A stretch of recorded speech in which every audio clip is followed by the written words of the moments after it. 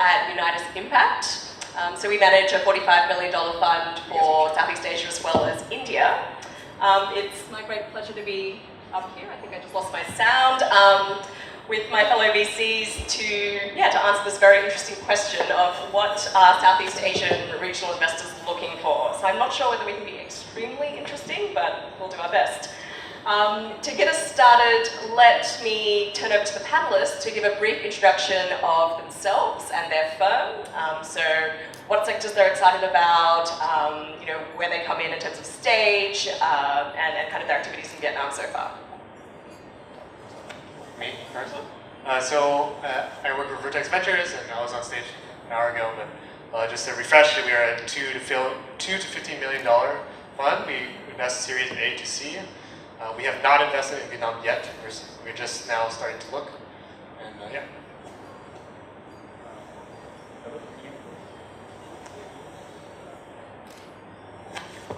Hello. Xin chào quý vị. I'm Peter Nguyen. I'm the co-founder and partner of Qualgrow Ventures. We're a $50 million fund. We invest across Southeast Asia, Australia and New Zealand. We raised the fund in August of last year, and since then we've made 13 investments. Unfortunately, none in Vietnam quite yet, but we hope to do so throughout the life of the fund. Afternoon, everyone. My name is Victor. I am the investment director of Gobi Partners.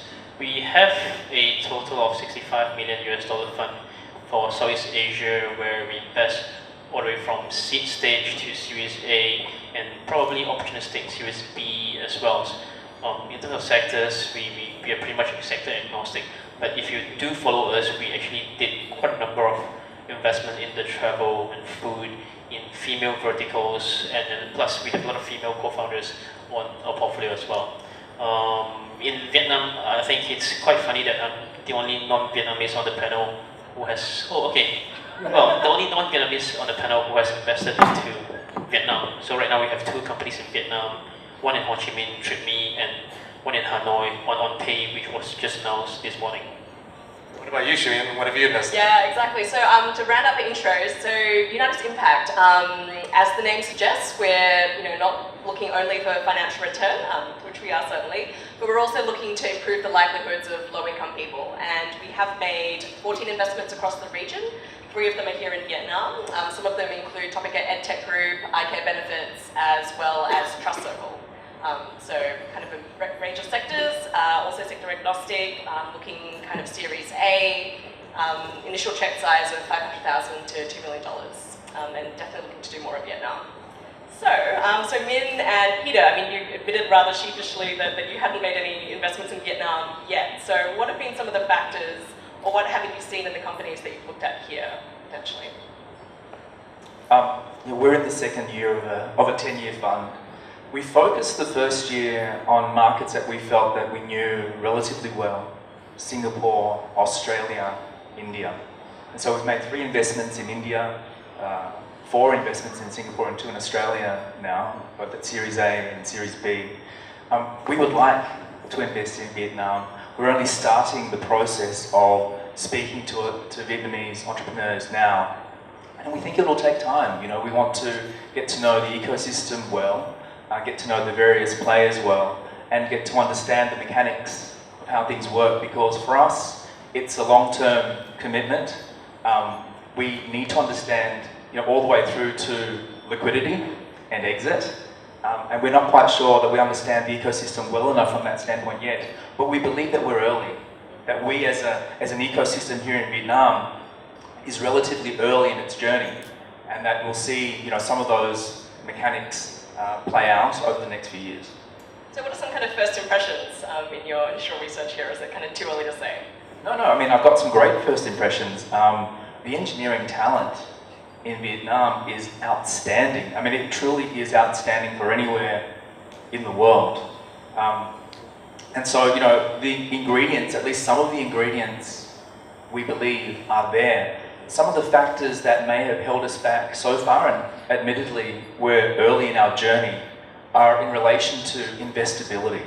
We're looking for teams that are not only product oriented, but business oriented. Folks that want to build a business for the long term. And you know, I'm hoping that we will see some of those fundamentals in place over time. What about you, Min? So you've obviously got a long connection with Vietnam, and you lived here up to recently. So what are some of your thoughts on, you know, Vertex and its role in Vietnam? Yeah, I mean, you know, Vertex has only started looking for the last year. I think we have a lot of critical eye upon what we've seen in the ecosystem. I think, you know, when you look at Vietnam, it's probably 95%, 99% of the startups are local focused. And that's a problem for us because we look at only regional players, regional champions, global champions. And so that already is like swipe left on that large group of people, right? And then of that select group, right? In Vietnam, the problem is that the market is actually not that big. A lot of people say 90 million, but actually it's about maybe 7 or 8, maybe actually 4 to 6, right? And so then, of paying customers. And so then the question is, how are you going to maximize around those guys? And what happens with, I think, a lot of businesses is they reach a certain threshold, and they reach, okay, they make $2 million a year or $10 million a year, and they can't grow as they did for the first 3 years.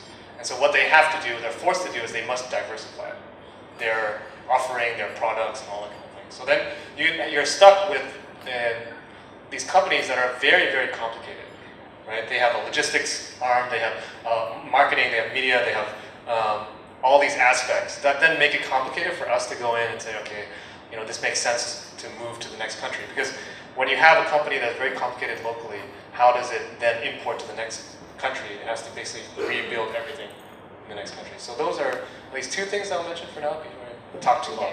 Sure. And so Victor, congratulations on Pay. That's pretty exciting. So you were probably one of the earlier kind of regional investors to come and make a bet in Vietnam, perhaps, kind of. Maybe not. Yeah. So what have you seen in your time here? Because you're in Vietnam pretty regularly. Well, I started coming to Vietnam actively since early last year, and to be honest, I agree with what Min and Peter mentioned just now as well, to a certain extent, where you got to spend time to understand the local culture, the local ecosystem. In fact, for us to have made only 2 investments in the last maybe 1.5 years, we actually took our own sweet time to talk to the entrepreneurs, to do a lot more cross-checking, to really spend time here so that we actually understand how business is done here.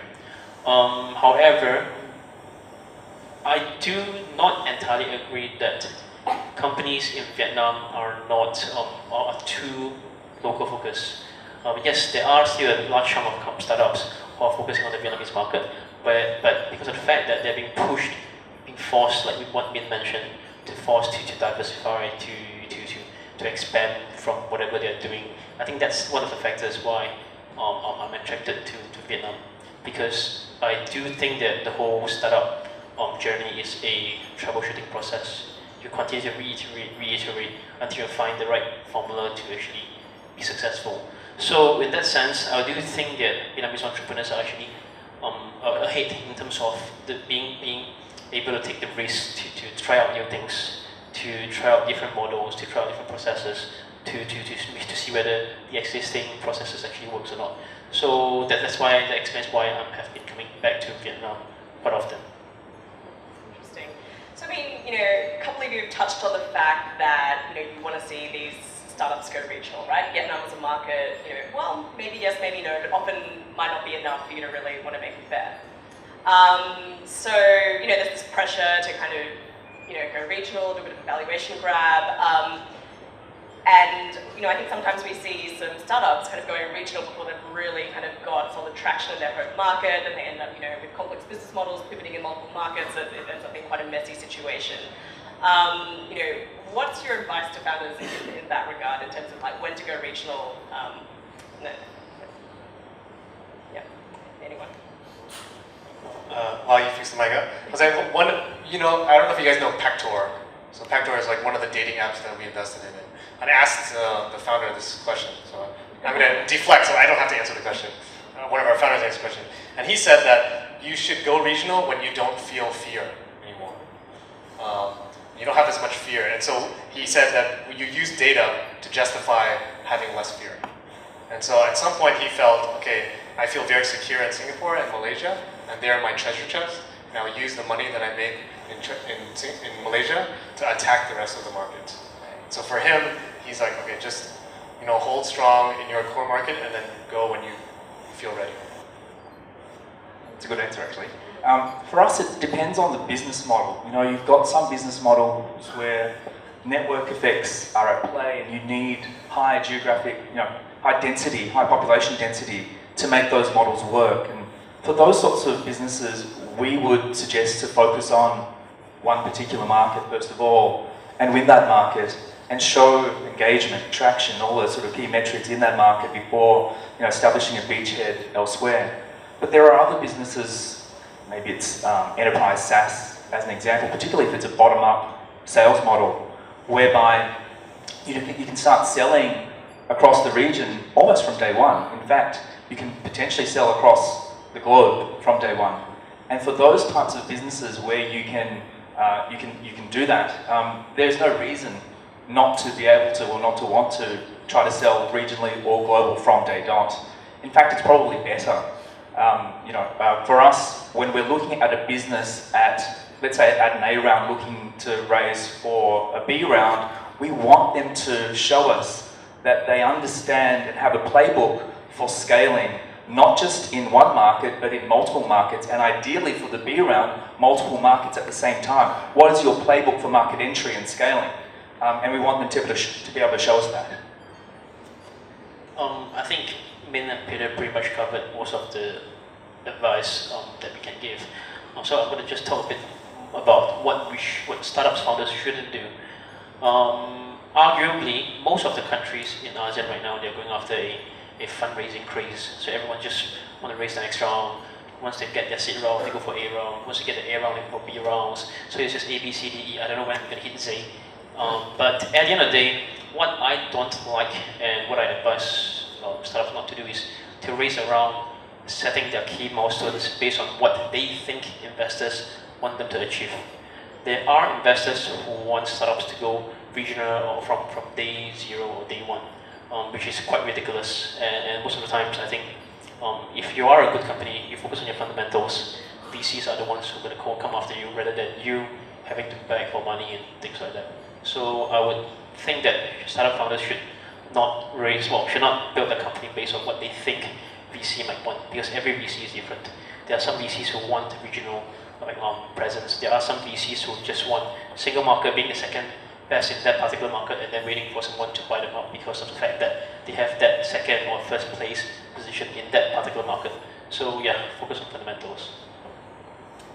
Makes a lot of sense. And I think that's, a big theme these days, right? Because everyone says, I think we've talked about it before, winter is coming. I think this craze is over, right? VCs are now talking about these strange concepts like profitability, unit economics, and before it was all about active users and kind of just the vision of the whole thing. Do you see that playing out in your own investment strategies? Do you actually see that winter is coming for startups in the region? So, it's very hot here. I don't think winter is coming. But anyways, well, I don't exactly agree that winter is coming. I think it's part of the parcel of the industry. As a region, as a market grow, you see the whole industry getting more mature. So right now, VCs are getting a bit more focused on really the fundamentals rather than just crazily chasing after the growth factor. And well, being able to grow means that you've got to spend a lot more money to acquire your customers, acquire partners, blah blah blah, marketing costs. So I think it's just a matter of progression, where it's good that ASEAN is actually getting more mature, and you're starting to see a lot more corporates coming into play, and rather than just governments or pure financial investors who are actually actively investing into startups. It is good that right now, to a certain extent, some governments or some financial investors are sort of pulling back capital because they're trying to rationalize their strategy. But that also gives some window of opportunity for corporates who have strategic interests to be wanting to come into this space to work with startups and to help grow together as well. So to a certain extent, I don't think this is a winter. Yeah, I'm not sure if it's winter per se, but what I can tell you is that I'm seeing startups that potentially don't need to raise yet, raising earlier than they perhaps normally would. I'm seeing startups that, maybe they don't need to raise for another 12 months, starting their raises now.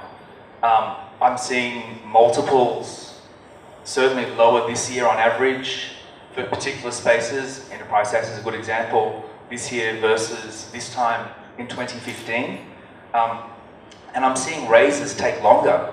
So, with multiples dropping, it's actually not in the best interests of the VC necessarily to have to close the deal quickly. So I'm finding these raises are taking longer. Now, the exceptions, of course, are at the very top of the pyramid with these really great teams. Because really great teams, they can command their pricing. They control the process. They're oversubscribed. And so, they're the exceptions, but the pyramid is relatively wide underneath. So whether it's winter or not, I'm not sure, but raises seem to be taking a little bit longer at the moment. I guess there's winter is coming in different places, different countries at different times. I think Indonesia is still very hot, overly hot. Vietnam has probably been in a winter for the last 30 years. No, I'm just kidding. No, spring never arrived, right? Spring. Vietnam has kind of been in this kind of stasis point for the last 2 or 3 years, I think. I think India in 2015 was up way too high, and now they're in a winter. And so from the Vertex perspective, we still have quite a bit of money left, and so we're very happy. In a way, we're kind of happy, right? Because winter also means that valuations become more reasonable. Yeah, winter's great for VCs, I think. Winter is very cool. I mean, especially in India, you had this climate where everybody was raising money, and then everybody lost a lot of money, or things went too crazy, right? And now the founders are very reasonable because they know that there's less money, and they realize, okay. And I think in Vietnam, it is in almost like it's not in a winter, but it's in this weird place where the valuations are sometimes too high. Yeah, but it's pockets. It's not kind of a consistent trend, I would say. Yeah. Vietnam is, for the most part, reasonable. I don't know. From what I've seen, it's not reasonable. But I've seen just crazy valuations, and I just don't understand why founders are what they're thinking. Because let's say I talked to a startup, and I've talked to a few startups in Vietnam who are raising at a $30 million valuation, and they want to make $10 million, or they want to raise $10 million. That means next year they're assuming that they're going to get $60 million valuation. Right. And they're going to raise, what, $20, $30 million in a country like Vietnam? Whereas we as Vertex, we invest in a company, or as regional, we invest $5 million in a regional company. So I think there are some things that need to be worked out in Vietnam on this. I mean, you're setting yourself up for a down round, basically. Yeah, exactly. And I do know that there are companies in Vietnam that are facing that journey, right? And so I think that's a problem. Cool, thanks. So I guess different topic. I mean, when we ask about, what do you look for in a startup, everyone says, oh, it's the founder, it's the team. I mean, so for you guys, like, what specifically, what does that mean? Can you help unpick that a little bit? Yeah, sure. When we talk about team, we're talking about a really deep connection, between the team and the problem that they're looking to solve. We're looking for a team with insights, a team with unfair advantages, a team that deeply understands that problem space, and is passionate about trying to solve whatever problem it may be on one side, and then on the other side, they have to have the skills to execute on that passion, on that insight. And those skills are engineering skills, they're business building skills, all the things that you need to give you that unfair advantage, because all you really have as a startup is speed and focus, and you have to be able to leverage that. So that's, when we talk about team, we're talking about, that's what we're talking about. And the other thing, I guess, is that we feel that we're going to be working with these teams for 5, 6, 7, 8 years. And so we have to enjoy working with these teams fundamentally, right? And we spend our time to figure out if that's going to be the case. Because it's really difficult, once you're a shareholder in a business, you're there for a very long time. And that interaction's got to work. For us, I mean, team, we don't index on team too much. We over-index on market size, footprint, and on technological advantage. And so for us, we are spending a lot of time looking at the model, the business model. Why is that? Is it viable? Because I guess for us, like we're a little farther down the chain, and we kind of assume that guys that are doing the seed and the Series A are kind of like doing the team finding work. And so we like to look, we kind of like our vultures, some people will say, right? We're kind of looking at what are the good investors doing, and we will follow those guys, right? And so that in that sense, we try to cherry pick the best, and based on the business model, market size, et cetera, et cetera. But definitely, you know, those things are I guess rarer to find, right? It's rare to find companies that are dissimilar from any other company in the same market, right? Anything to add, Victor? I agree that market and team, these are very good, very important aspects of a startup that we look at.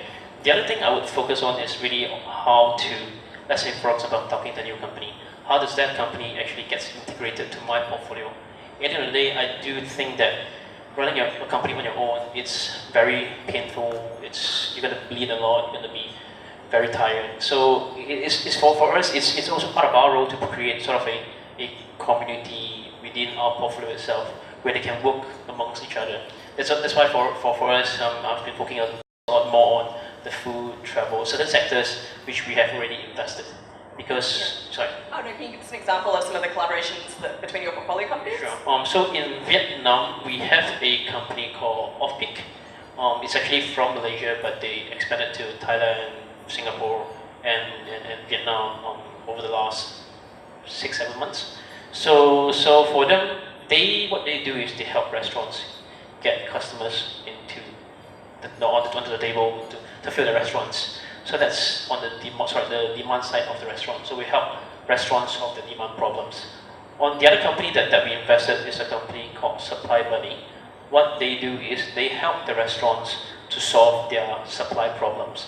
Right now, if you're running a restaurant on your own, you probably, for example, when your coffee bean you don't have enough coffee beans, you got to call your suppliers, get quotations, confirm your quotation, make an order, confirm order, and then you make payment and wait for the product to come. It's a very long and tedious process. So Supply Bunny actually helps restaurants to make orders of their inventory much easier. So Supply Bunny actually tags along Offpeak to grow as partners when you need an expansion plan. So these are some of the examples that we have where we try to match all these portfolio of companies together to work as partners instead of what people would say competition, blah, blah, blah. So we try to get them to work together. Interesting. And I mean, I guess in terms of this theme of like how you help your portfolio companies, I guess, you know, as you look over the next kind of 5 years, and like what is your firm kind of like uniquely positioned to do, I think, well, in Vietnam, but also in kind of Southeast Asia more broadly? Yeah, I mean, we come from relatively corporate backgrounds, and so we provide practical assistance to our portfolio companies in 3 ways. The first is in relation to senior hires. So if they've raised, for example, a B round, they're probably starting to bring on board folks who are more experienced and may need our help to bring those folks on board. And we've helped a bunch of our portfolio companies to do that to date. The second is in relation to special projects. So 2 of our portfolio companies came to us separately with some thoughts around acquiring other businesses. So we've deployed a small team for a short project to help them think through that M&A activity given our M&A backgrounds. And so that's helped them to continue to focus on operations whilst being able to help them think through those potential acquisitions. One ended up acquiring a business and the other one decided at the end of the exercise not to. And the third thing that we do, and I think this is what we do the best, is we make introductions for sales. So if you're an enterprise SaaS business and it's a top-down sales model, we've been able to walk a number of our portfolio companies into large sales deals, and I think that's probably what they love us the most for. I mean, for Vertex, we're usually sitting on the board of all of the companies that we invest in, and so we get very deep on the strategy level. and we're also very involved in helping the companies raise in the next round. So obviously if you didn't know, Vertex is Temasek is one of the LPs, and so we have a large network connected to Temasek and connected to companies around in Singapore. And so, for example, Grab, we helped Grab raise its next round, SoftBank, Temasek, etc. So that's kind of one of our other value adds. But in general, it's very strategy based. And so I'll give you just one example is that, for example, we invested in a company called HouseJoy, and it's a O2O services platform where you can get your nails done on the platform, you get airplane pickup, you can get all this stuff, laundry, etc. And so they had about 10 cities, and we advised them, look, go attack 5 cities only, focus very deeply on the customer service, etc., etc. So they kind of followed us, our direction on that. So that's kind of where our biggest value add is. Besides fundraising, etc., what I think our advantage is that we have been dealing with a lot of seed stage companies, and I do think Vietnam is a good seed market where there's a lot more companies at the seed level and not so much at Series A or even Series B stage. For us, again, it goes back to my earlier point where we help our companies by pulling them together to grow in terms of market expansion. So that's the reason why we have been focusing on a few sectors where we have invested in other countries. And we will do that as well in Vietnam. For example, we have invested in travel in Indonesia, in Malaysia, in Singapore. We are actually invested into Vietnam in one of the travel companies as well. And with that, we can actually help our local companies in Vietnam to expand into different markets based on knowledge sharing and probably partnerships amongst the portfolio companies that we have. Okay, so what, we've talked about all this good stuff about how you help your companies, what you're looking for. What shouldn't founders do? Like, what are the big kind of red flags? What are some horror stories that you've had? Don't need to name any names. Actually, if you want to name names, feel free. Who wants to go first? I see plenty of them. So, what I don't like to see is folks optimizing around the raise. For example, complex raises where it's like a small ticket and 3 or 4 raises planned within the next 12 months in order to manage dilution and those sorts of things, all that effort towards managing dilution.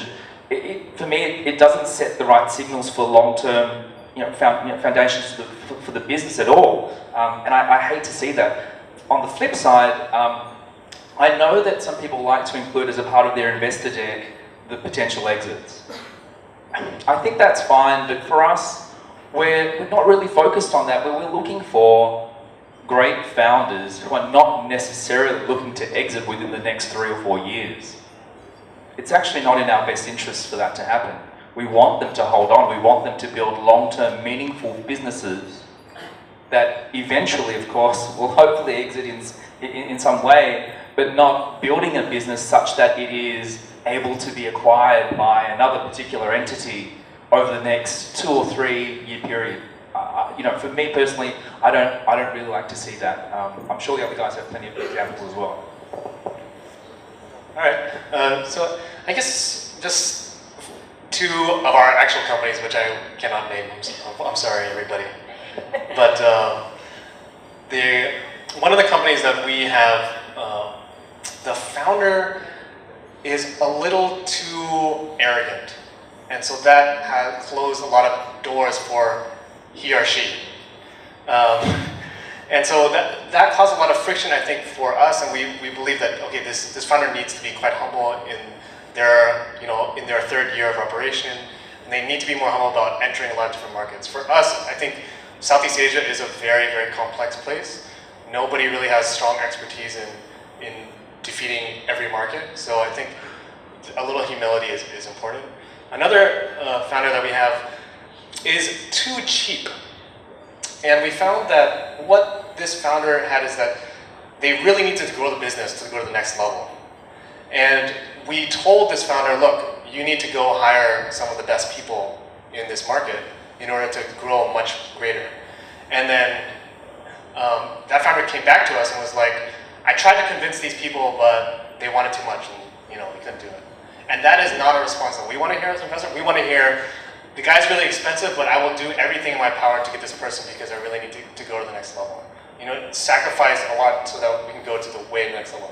And I find that some of our companies, they just they want to sit at this level because they're too cheap, right? Whereas they could be going to this next almost hockey stick curve, right? From my end, I think the scariest experience I had is my founders, or I shouldn't say mine, but anyway, some of the founders I've met, they were too trusting, in the sense that they gave everything out to a particular VC, only to realize that that VC actually invested into another competitor. So it was very obvious that that particular VC was phishing information. So I think founders should not do due diligence on their VC. Well, in short, meaning you should check on your VC that you're talking to at the end of the day, because you don't know whether they have invested into a competitor of yours, or they just try to fish information from you so that they can actually run their research work on other guys. Right. I mean, I think for us, there's the ethics and integrity thing. I mean, it's, personal reference checks, not just about the business, but kind of, who's worked with in the past and so forth. And then the second thing would be just kind of shopping on deals. And that's a big turn off, I think, for us as we go through the process. Okay, getting a 1 minute sign, but we can play one quick game to finish this off. So we'll do a quick fire kind of hot or not in terms of some of the industries that All of them are not hot. Oh, really? Okay. Really? So let me start off with AI. Not hot? Can you define hot or not first? Okay, What does so that something mean? that you Like as that a we firm want would- to invest in? Yeah, or- whether you as a firm, Vertex Ventures, would you invest in that kind of industry? You mean probably? in Vietnam? India? In Vietnam, Regionally, maybe. regionally. AI, no. You can caveat, if you like. Caveat, there's not much of an AI market here. We've had to look outside of the region for investments in AI. So we've invested in an Australian AI business, and we've invested in a Taiwanese AI business. I mean, potentially we'll see it over time, but not quite yet. AI from somewhere else, yes. On-demand marketplaces? No. No. Intriguing. Intriguing. You're in a few, right? Yeah, we're in a few. More than a few. Grab, Housejoy. Yeah. Okay. We have one as well, but I'm still gonna say no. Okay. All right. Subscription e-commerce. No. No way. Okay. No. Clear. Sorry, guys, if you're doing that. Cybersecurity. Well, we invest in Israel, so yes in Israel, but Yeah, not no. Southeast Asia, India. Yeah. No. Yeah, likewise, potentially. I mean, let's see what comes out of the region. But is it a space that we're interested in? Absolutely. Yeah. Is there a need? Yeah, for sure. But Yeah. whether great teams come out of here, I don't know. Interested, but not for us, yeah. EdTech. Is it education? Yep. Education. Mm-hmm. Oh, no. Yeah. Me, you like Yes. nothing. Me, you like. What sectors are you bullish about? What? I don't think it's healthy to follow trends. Okay. Interesting. Okay. Yeah, look, it's a space that we really love. We have not made any investments in the space, but we're going to continue to look. We believe that there's potential in this region specifically for EdTech. Right. Okay. I've been told definitely wrap it up right now. So thank you to our wonderful panelists. Really interesting, and come and have a chat after this if you like. Here.